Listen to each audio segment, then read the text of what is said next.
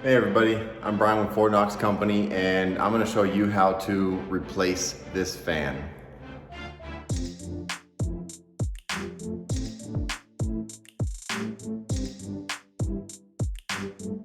So we just moved into this rental and there's some updates that need to be done to it. So I talked to the homeowner and I said, hey, the fan in the living room has no light. There are no recessed lights.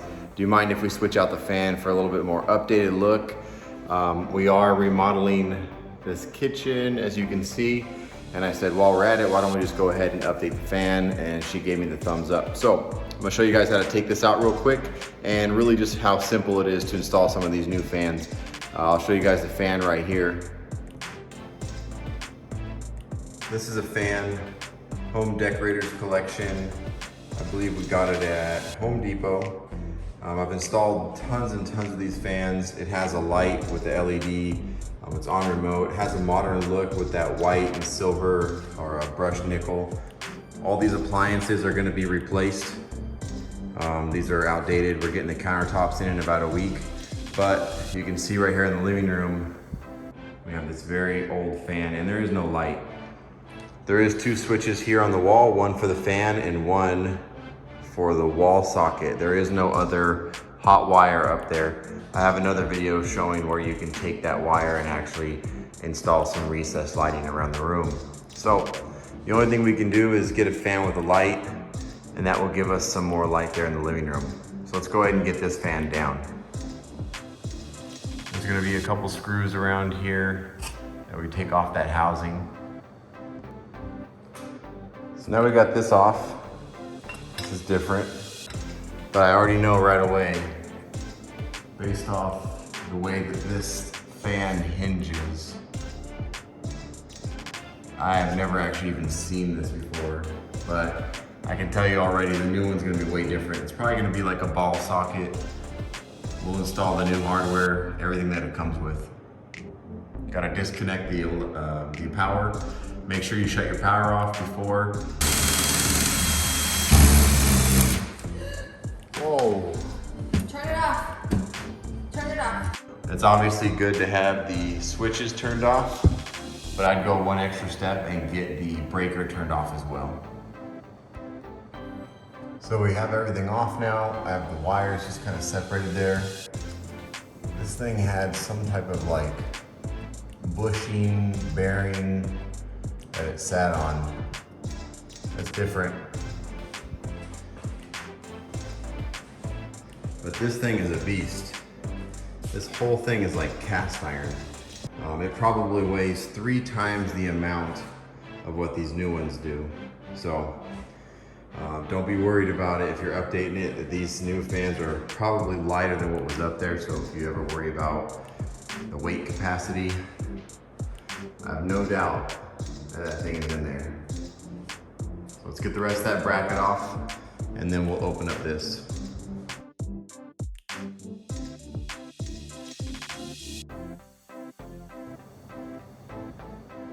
I open up everything, and even though I've done a lot of these, I highly recommend reading these instructions. One of the reasons being that just depending on the brand, depending on how new or how old, they develop different ways to kind of put these together. There's specific orders that you have to actually install each item. And if you've ever done one before, it might look kind of obvious, and then you'll get halfway through assembling it and you'll realize that you were supposed to put on, this plate before this plate, and you didn't do that. So you got to take it all back down and put it all back together. So I will be following the instructions on this. This has a lot of other pieces here. A couple that I haven't seen before. This has our bracket that's going to go in the ceiling there. But definitely follow the instructions step by step. Otherwise, you're going to get halfway there and you're not going to be able to get this over there to finish up and cover any screws. Biggest thing is a lot of these new fans, once they're all the way up there on the ceiling, it'll actually have these brackets and covers to kind of conceal any screws, and it gives it a clean look. So there's a reason for it, but it can be a little complex sometimes.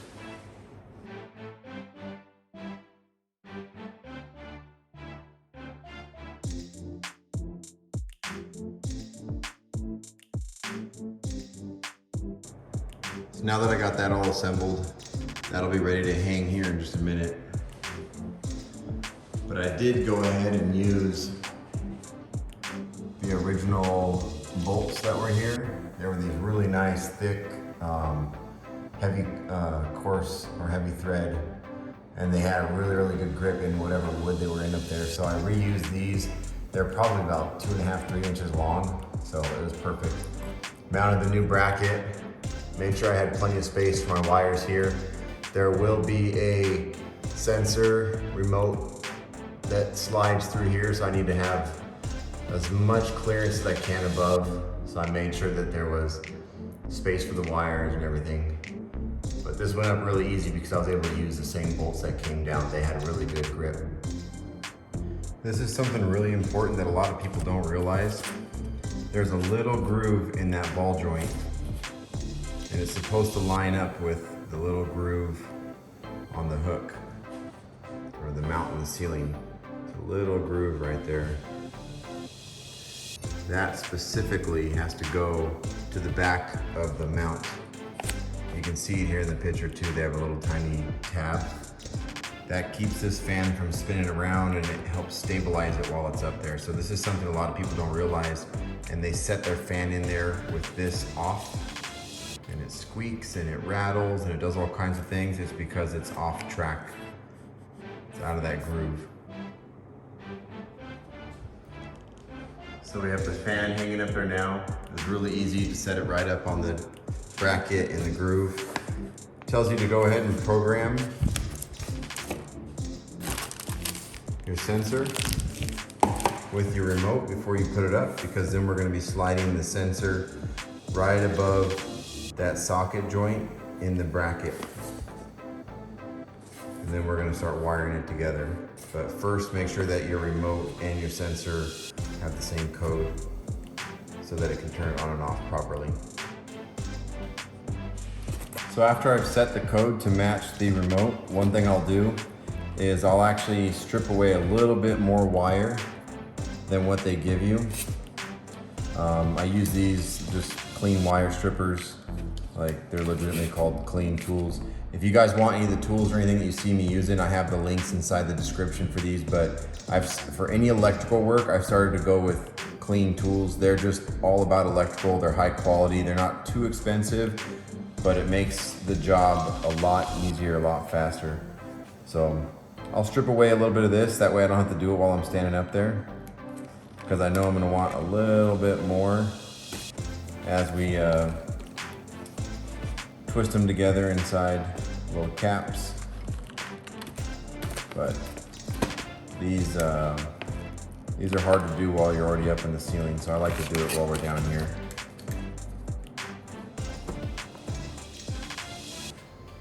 Another thing I like to do is actually use some of my own wire caps for wing nuts. I'll put a link for these as well in there too, but I always have these on hand. The kits usually come with some basic cheap ones. They do have bigger ones for the larger connections, which is nice because that's actually gonna fit. You might try to use these on there and you'll realize real quick that they don't fit, but I still like to use my own because they give me a little bit better coverage. They seem to grab a little bit better. They're just a little bit higher quality. Obviously these are kind of like cheap, they come with it. They're fine, they work, but I always have these and I like using these a little bit better. So we already got our hot wire and our ground. Everything's painted over, but you can see the black and red right there tied together. That's our hot. And then we have our white, which is our ground, or our neutral they call it. So white to white, black to black. This one happens to be doubled up because they continue the power into the house. So there's 2 wires connected to my sensor. And then on the other side of the sensor, we're gonna connect all these wires. So on one side of the sensor, it has a black and white, which go to the black and white on the house. And on the other side of the sensor, it has black, white, and blue. That represents the hot wire, the neutral, and then the blue is the power to the fan. So you can see here on the chart, you have your black and white that come from the house, that go to the black and white on the sensor. And then you have black, white, blue, which go to the fan. Green's always your neutral, just kind of carried up, but this is what we're looking at here. So once you have all the wires connected, you're gonna put the housing up, give it a rotate, and then you can tighten down the screws, and they have screws that go all the way around.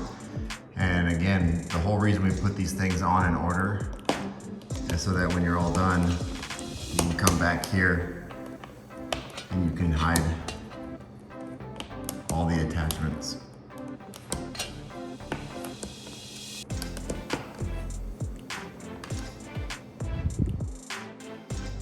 It's probably one of the better ones that I've seen that actually hides all the screws all the way around, has a really good finished look.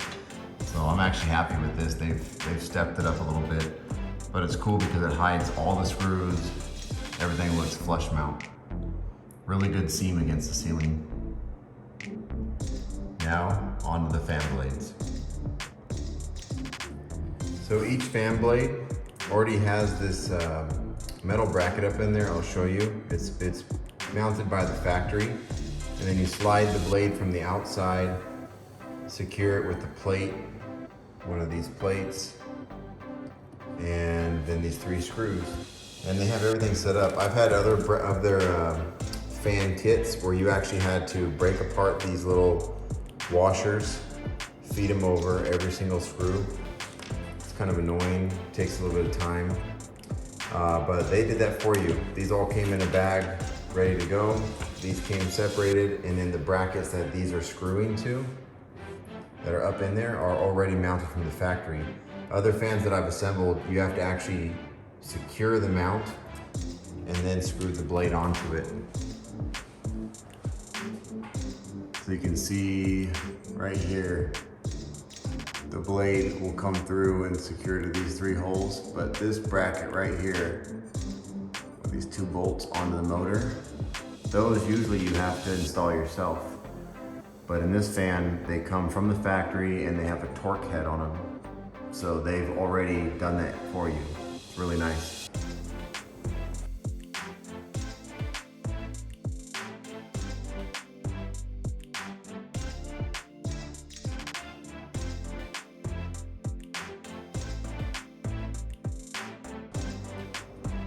When you're wiring it all up, they give you like 2 or 3 feet extra on those red, black, and blue. So don't be afraid to shorten them up a little bit. I give myself just a few inches so that I can tuck away the wires easily inside the housing, but don't be afraid. Don't think that you have to hide all this in there. I think they just give you plenty in case you have a very long hanging fan.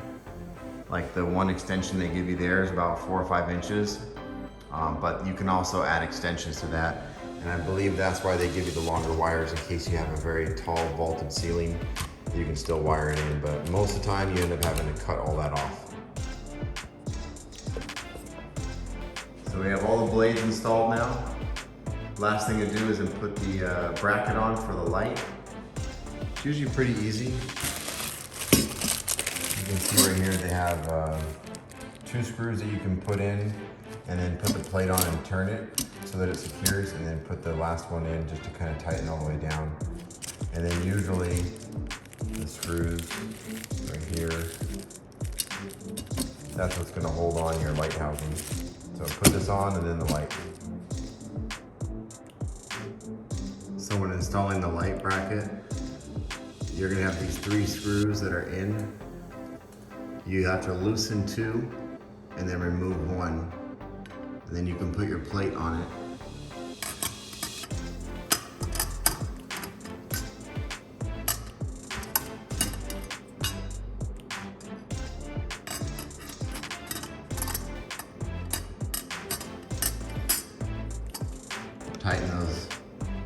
Tighten those down, and then just put the one back in. Now that we have that on, last thing is to put on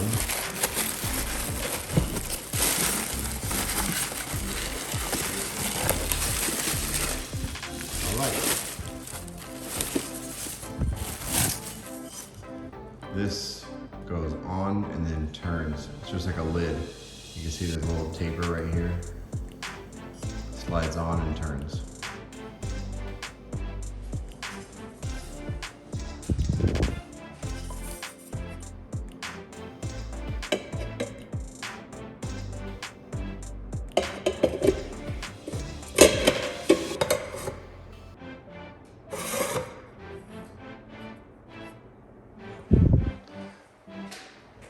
Don't do it one-handed like I just did, trying to film and do it at the same time, but if I would have dropped that, that would have been bad.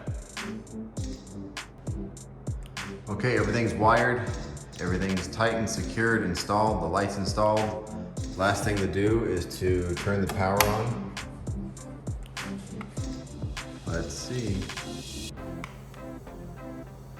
There we go. Let's see what it looks like on low.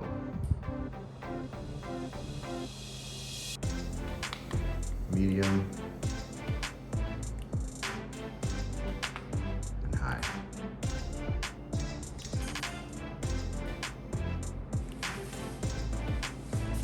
Starting to really push some air in this room. Let's go back down to low. Really cool remote, comes with the mount. You can put it on the wall there. So there you have it, everybody. Got the fan working, first try. I've done a lot of these in the past, but this one's different. It is another brand that Home Depot carries. I think a lot of the other ones are Hunter or I don't know, there's a couple other brands that we have. I've never seen this brand. I do like it though. The trim kits for it are really nice. It hides all the screws and it's really easy. There's nothing complex about it. It's pretty straightforward. And again, follow the instructions. It helps. I've had to take fans up and down 3 times because I forgot to put one piece on. But this is one of the first times that the fan instructions say to put the blades on while it's already mounted on the ceiling. So that was a little bit tough. I dropped a couple screws, but it was easy to do. Everything that they had went together really well. Everything lined up. The fan doesn't look like it wobbles at all. You don't need to probably balance it. I don't usually have to do that very often, but this is definitely something that you can do. It can change the whole look of the room, literally, because now we actually have light, but it also gives us that updated look. It's gonna match the kitchen and everything that we have in this house. So if you guys like what you saw, make sure that you've hit like and subscribe. Let me know in the comments if there's any questions that you have or problems that you run into. Any of the tools that I've used, I'll put links in there. You can go straight to Amazon and get them. I like those clean electrical tools. Those are some of my favorite stuff. So I'm always kind of trying to push those because I've wasted my money on some of the cheap stuff. And this is what I go to now. So you guys can find those in the description.